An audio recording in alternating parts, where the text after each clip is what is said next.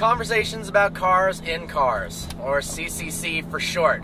Now, for those of you who are instantly going to post and say, this is a total ripoff of Salamandrin's Let's Talk About Cars, yo, we did it first in 2014. Look it up. Boom.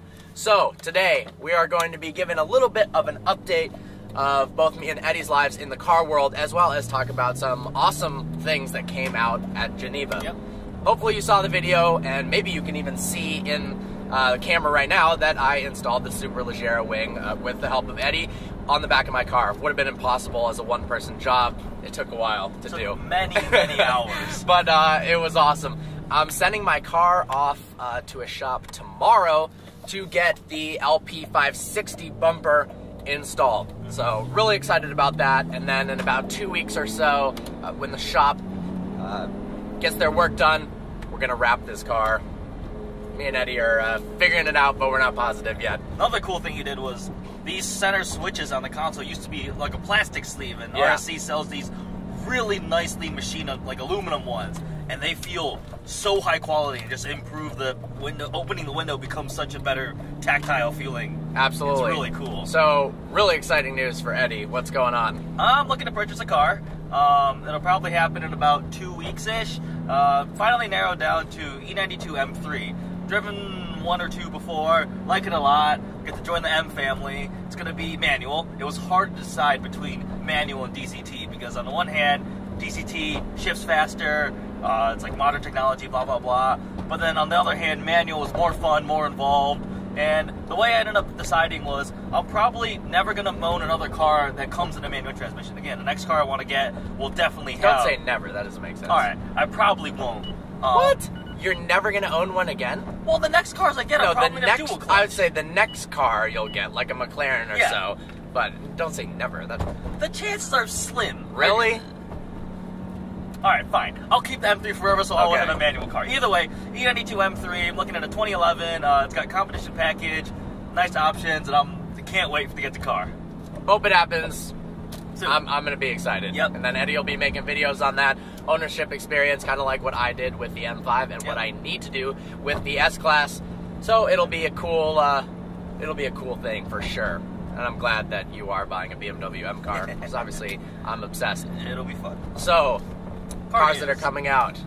Geneva 2016 happened. I really wanted to go, but honestly, I procrastinated too much, and everything sold out so far in advance, hotel-wise. This is one thing people don't realize about these car shows.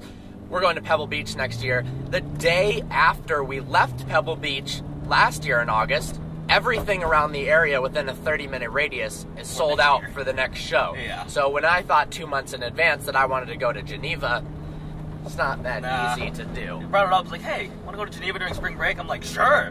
Oh wait, never mind. It's not gonna work. Yeah, but next year I'm gonna try to make it happen. So coolest cars.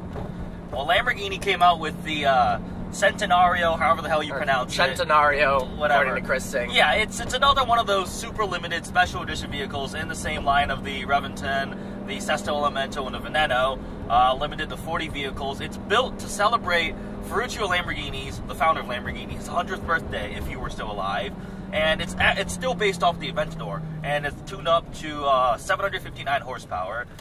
0 to 60 is supposed to happen in 2.8 seconds, so along the same lines, more performance gains, and it just looks not like an Aventador. Yeah, I don't know. Here's my issue with it. One, they already made the Veneno, yes. So they've made a Aventador-based hypercar, super limited production. There's going to be, of the Centenario, 20 Coupes, 20 Roadsters. Yeah. There was much less of the Veneno. Yes. But I kind of wish they would have waited for whatever the Aventador successor is going to be to do another one of these. Although, I guess, timing-wise, they didn't have the option of that because it's his 100th, would-be 100th birthday. Yeah.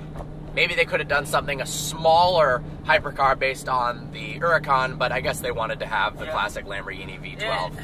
Looks-wise, I'm not a huge fan. It's kind of a mix of the Huracan and the Aventador, but not in the best way. Too much, I think. I don't think it looks good, per se. It looks aggressive and insane, true, but I think the front's too low and narrow. Yeah, I don't know. I don't love it. It looks kind of I like the Veneno a lot better. Agreed. That was both incredibly insane Yeah. looking, and you could say, oh, that's cool. Yeah. Some people could argue it's not pretty, but I thought it was a good looking car. Well, neither of us have $2 million, and they're all sold out, so we're not going to own one anytime Not soon. happening. Up What next, else? let's see. The new Aston Martin DB11. Okay, can talk about that. I love it so much. Aston finally refreshed their models with new architecture, new engine. It's got a new 5.0-liter twin-turbo V12, 600 horsepower, 516 pound-feet of torque. It'll take the DB11 to 60 in less than 4 seconds, up to a top speed of 200. It is... What is that? That is a beaver or a wolf? It's a groundhog. A groundhog. Hello, groundhog. What does that mean? I don't know. Winter's over. It better be freaking over. As much as I love snow videos, I want to drive this car in the sun. Michigan weather sucks. Yeah, so keep going. It looks unbelievably gorgeous. I love it so much. And although it's going twin turbo, whatever, it still sounds good from some of the videos we've heard. And it'll be fast. And because Aston Martin is now partnering with Mercedes, the interior is way better. We've driven several Astons, and while the leather and quality is great, the electronics and technology are absolute garbage. That's what I'm most excited about for the next generation of Astons. They've always been absolutely beautiful. Yes. They haven't really had the extreme performance aspect because of the naturally aspirated platform and keeping the cost lower. Yes. They're not all that the point. fast, but the interiors were just... I don't know. They were the same over 10 years practically, with little tweaks here and there. Now that they can totally revamp it, I think it's going to be a big step forward. Yeah, the big nice screen. They've actually got the literal little rotating knob from Mercedes. So, like, on the one hand, you might be annoyed that it's kind of cheapening the brand because the stock, the indicator stock, is just literally taken from Mercedes part bin. But on the other hand, it'll be more reliable, it'll work better, and it's just better technology for the cost. That person's taking a picture. All right. The next up is the Porsche 911R and unexpected new GT3 news. So the 911R is what enthusiasts wanted. It is the GT3 RS motor, 500 horsepower, 4-liter flat 6 with a manual transmission. Now, honestly, it doesn't have the rear wing. It's got active aero and an active underbody diffuser that was developed specifically for the car. I think the 911 looks much better with the rear wing on it. I agree. It looks kind of misbalanced, but it's supposedly the lightest 911 built right now. Yeah, 3,027 pounds. The only issue is, obviously, the model designation is the 991 generation. They're only making 991 of them, and pretty much all of them are going to be given to 918 owners. I heard they got first dibs. They get first dibs on it. And they're gone. Look, if you've got a Porsche 918, you've got the money to buy a manual 911R. They probably also got a GT3 RS. Yeah. Good news is, next generation GT3 possibly coming in a manual. I think they confirmed it. Confirmed it? Okay, so I drove the GT3, reviewed it, fell in love with the car so much that it almost had me thinking about selling this and getting one. In a manual, that's nuts. Yes. That I might have to, in the next few years, get one of those. Cause I wonder how much of that decision is based off the fact that people freaked out when they didn't offer the manual in the GT3 and the GT3 RS. Oh, I bet the entire decision. Because, like, came out with PDK only, it makes sense. It's faster on the racetrack, it's just faster overall, and people just weren't happy about it. Well, yeah, I mean, a lot of their decision is based on when they have a manual transmission and a PDK transmission option, they have to crash test both different cars. So there is so much money involved in offering both transmissions that a lot of people don't realize. And if they don't sell a lot of manual cars, they are a business, then it's hard for them. But what Porsche realized was all these people were getting rid of their GT3s for a Cayman GT4 because they wanted the manual. Obviously, there's more demand than maybe they thought.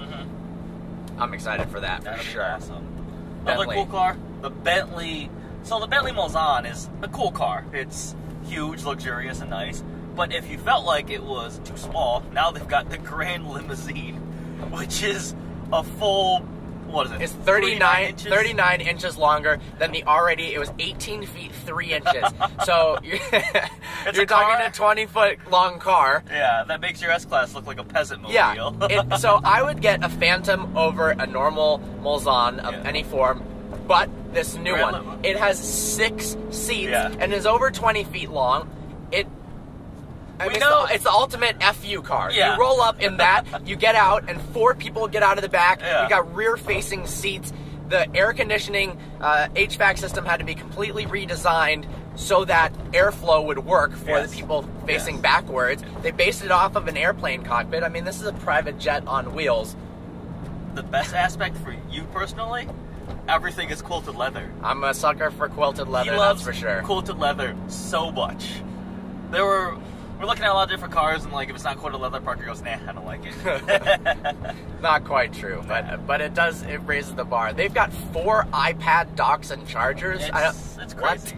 But it'll be interesting to see that against the S-Class Pullman. The Pullman. Yeah. So this is, I mean, correct me if I'm wrong, have cars like this come out before? Not really, right? This is like a new generation of extreme. I mean, not from the manufacturer directly. I don't. Yeah, think I mean, so. these are just limousines basically for from the manufacturer consumers, but also not really, because no one who's going to buy one of these, I'm guessing it's going to be about $1 million, maybe even more. Yeah. No one's going to drive it. They're going to have a driver. I mean, what's the point of having a car with rear-facing seats that's that long to drive itself? The driving dynamics obviously aren't going to be good. No. Bentley was questioned about it, and it said it would perform adequately. So what that means is, I don't know, it'll probably have a V12. It'll be smooth, but it'll be slow as shit because it's going to weigh so much. I think a large part of this is the factor. What is that? A Corvette? Yeah. Never mind. It's because of China. In China, long wheelbase symbolizes luxury, expense. It's a nicer car. So you'll see long wheelbase 3 Series. The long wheelbase E-Class in China, that's a big deal because they want rear legroom. There's like a long wheelbase Regal. I was in China over the summer and I saw a 328 Li or something like that. I'm like, what the hell does the L stand for? I thought it was for the 7 Series. So that's probably why. Absolutely. Yep. They even had the A8L with a rice cooker in the back for the Chinese market. That's pretty funny. I cannot imagine the taxes on a vehicle like that in China. I mean, you have to be stupid rich. Yeah. They have taxes based on how many liters the engine is, which is why Tesla is going to be pretty competitive in China. Mm-hmm. They get massive tax breaks. I mean, when the Tesla is, I don't know, a P85D, $120,000 here, it's pretty much the same in China, but every other car is twice as much money. More than that, 3 times, 4 times? Yeah, so they are just undercutting the market. I'm excited to see how that does. More people taking pictures. Hello. I think she wants you to go fast.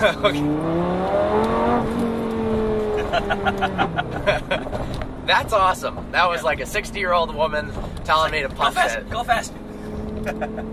So, talking about cars, in cars. Little informal video. Saying other words that start with C to continue the alliteration. Car conversations and cars about cars. We wanted to give you updates in our life. Yep. Hope you found this video informative, little casual. Look Look forward to seeing you next video.